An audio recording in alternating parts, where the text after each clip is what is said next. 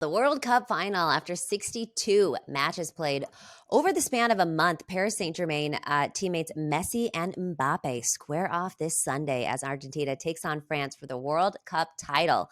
Argentina had a rocky start after losing their opening match to Saudi Arabia, which was just wild in an early tournament upset. However, Argentina regrouped, and the Messi magic would lead Argentina to their potential third title.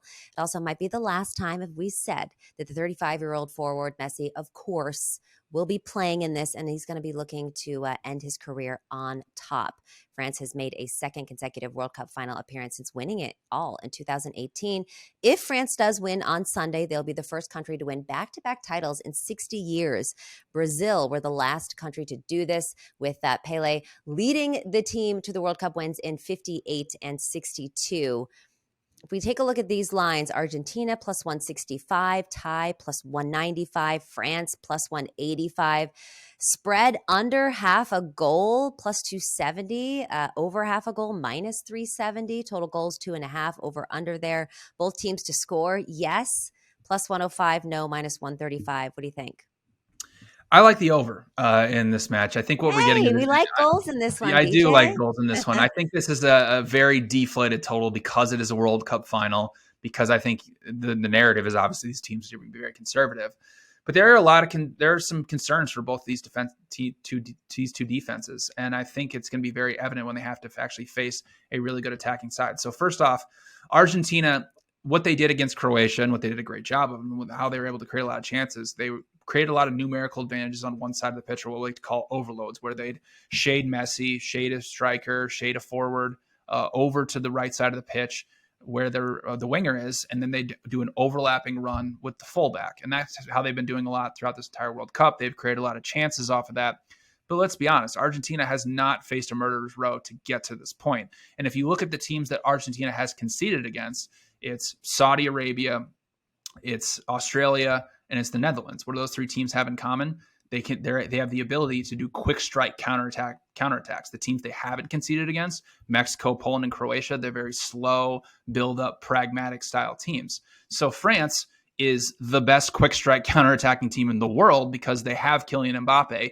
And if Argentina's fullbacks are going to make those overlapping runs and they're going to get caught too far up the pitch, there is going to be way too much space for both Mbappe and Dembele to operate. And that's how France really plays. They play very compact. They play very defensive. They play very passive. They don't press very high. They just allow teams to come into their final third. They allow a ton of space.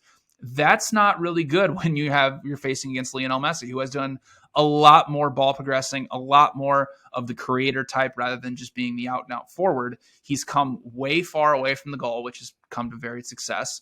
He's been 30, 40 yards away receiving the ball. What happens is when he receives the ball, you see it all the times on Twitter, there's 5 defenders around him. What does that do? That creates a ton of space for the other attacking players to get in behind. It's why Julian Alvarez scored 2 goals against Croatia, because Messi drew so many defenders. So France, if they're not going to provide much ball pressure, and they're going to allow Argentina to whether it be create overloads on one side of the pitch or play through the middle like Morocco was able to do and pull France out of position, that leaves a lot of question marks on how France is actually going to defend Argentina. And they really struggled when they had to face their best team in England. I mean, England created over 2 expected goals. Obviously, there was 2 penalties, but England had so much space to operate. They created a ton of chances around the box. So the thing about this World Cup and what we've seen from Argentina and France as well is once that first goal goes in, all hell breaks loose, because if Argentina scores first, France can't just sit defensive. They can't play passive. Like, they have to come out and do something they're not used to, which is press and try to win the ball back. That leaves so much space for Argentina's attackers like Messi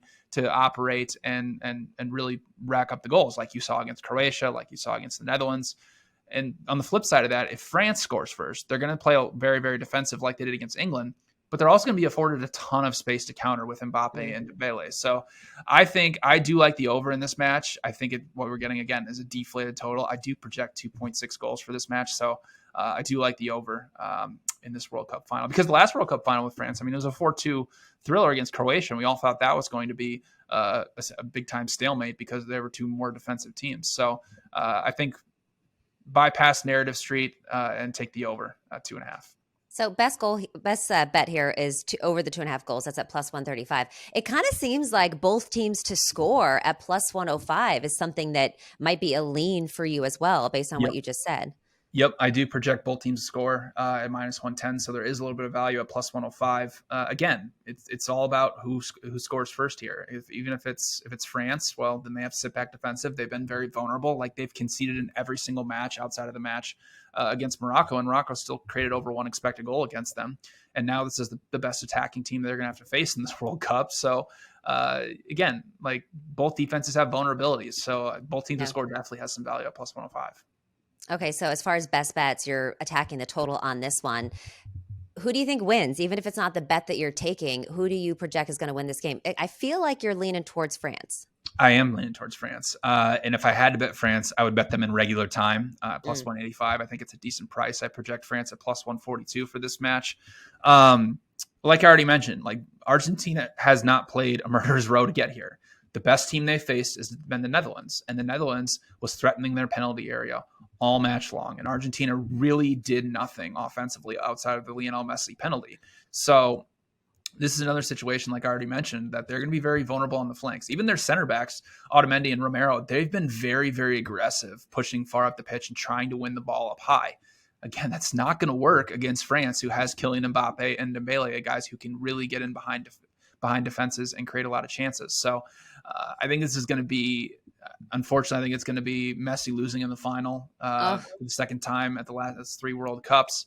And in France, in general, they don't really have the pressure on them. Like they won the 2018 World Cup. If you watch all the clips out of the French camp, like they're just having fun. Like they already yeah. know that like they have no pressure on them. Even if they lose this, it is what it is. Like again, they've already won. This is their coach's last match. Like again, like they have so much attacking and talent that Argentina has not seen in this World Cup. So I do like the French at plus 185. I do think that they should. Like, they when the first odds came out, France was a minus 120 to lift the trophy. And now suddenly Argentina is getting a lot of money because I think it's narrative street for Lionel Messi. But the reality is the French have more talent than this Argentinian team. And to your point too, I feel like with any sport, when you can tell when a team is just out there and they're having fun and they have nothing to lose and they just play their game versus a team that has all of the pressure on their back, or someone like Messi that is really trying to win one more before he retires. And it's a total difference in play. So I would lean that way just based on what you said.